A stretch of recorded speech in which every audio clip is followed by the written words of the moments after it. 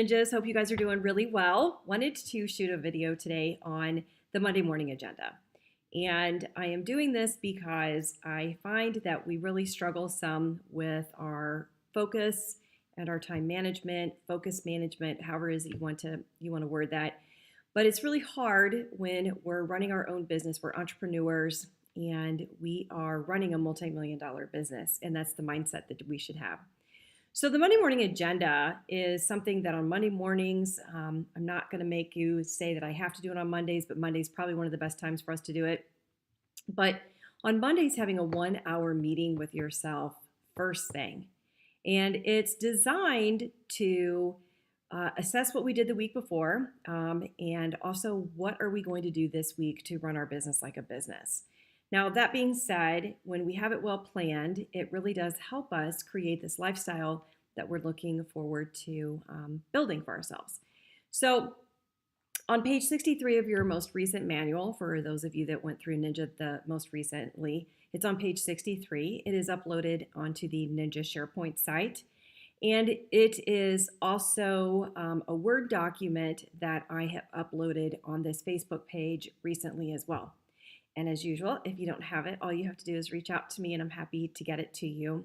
So, however else that you want to do it. Really going to start at the top. I'm literally going to go through the whole thing. I hope that you take the time to go through it with me, and let's drill down and see why it's so important to us. All right, so obviously your name would go at the top and then the week of, and that would be this week. The first section is focused on accomplishments and goals. And the first one is read mastery. Have you read this week 10 pages from a book? Anything that's positive reading. You could also read Mastery by Stuart Emery. You could read that as well. Review your business plan. Yeah, that's that thing that we work on and we don't put it in a folder and put it away and just never bring it out again. We need to make sure that we have that someplace that's accessible, that we can take a look at it and where are we with our goals, no matter if, again, they're business or if they are related to our life. So review those yearly goals, review our monthly goals, review our weekly goals, and review notes from last Monday's meeting with yourself. All right, those are all review items that we would start with. The next section is week in review and plan for coming week. Last week, did I run my business like a business? Right? If you did, how did you do it? What were the great aha moments that you had there? If not, why not? How not? How can I improve this week? Right? Write it down. It becomes very real when we start to write it down. My ahas for this week. Now, here's the deal with ahas. Those are those moments that we have. Wow, that was such a great idea, or I implemented something really fantastic. And ahas are one time, right? But we need to write them down so that we remember these really great things that we did. All right, turning the page. Number 4, who did I have a real estate review with last week? 2 a week, guys. They're more powerful when we're face to face, but even if we just mail them, they're annual. It's something that we start and it's just part of our routine every single week. Real estate reviews. If you need more information on the real estate reviews or a little bit of help, so I'm here. I'm happy to help you with that.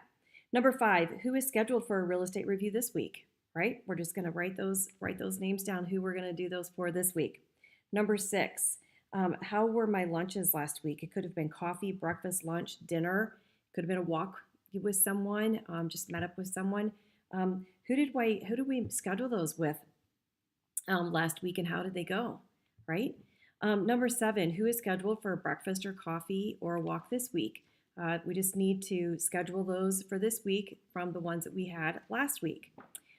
Did I make my 50 forward contacts last week? I'm going to stop on this one. This one's number 8, and I kind of want to talk about this for a minute because it overwhelms everyone quite a bit that it's 50 new people. This is not 50 new people. These are just 50 forward conversations that I had throughout the week. Did I track them? Sometimes we find it cumbersome that we have to track them. Here's the deal with the tracking. It's creating awareness with the conversations that we have with people.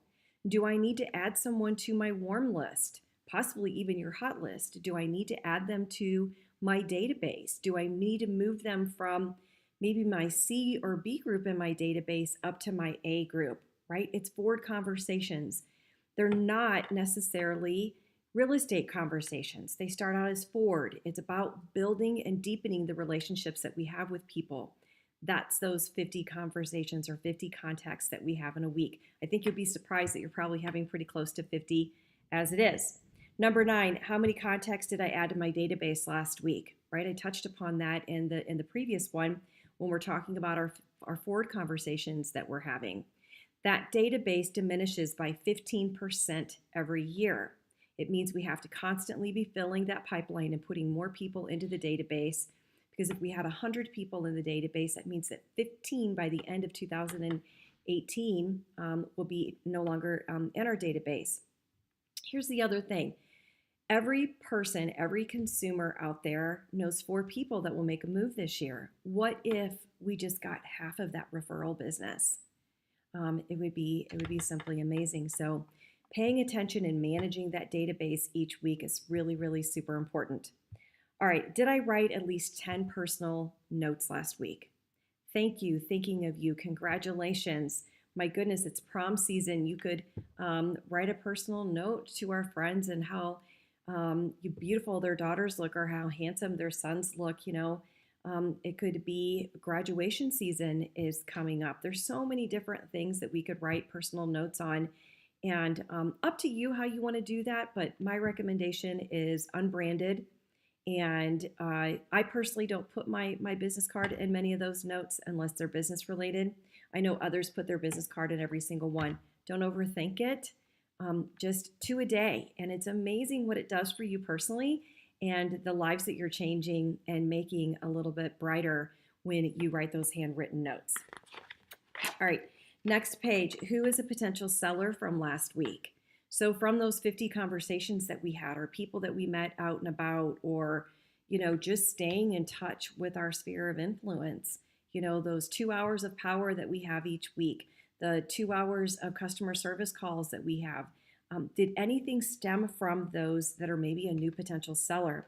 How about a new potential buyer from that as well? Write their information down so that we have it right here in front of us, and we can make sure to add those names to our business tracker, to maybe even the warm list, or possibly even onto the hot list. How many offers did I write last week? I'd like to see a number there. That's always good. How many contacts did I get a mutual acceptance on last week?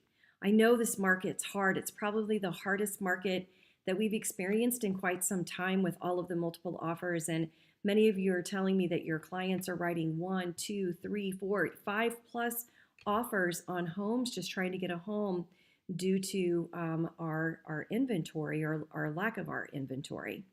How many deals closed last week? We like to see numbers there. It's motivating for a lot that we want to see that we're consistently closing every single week.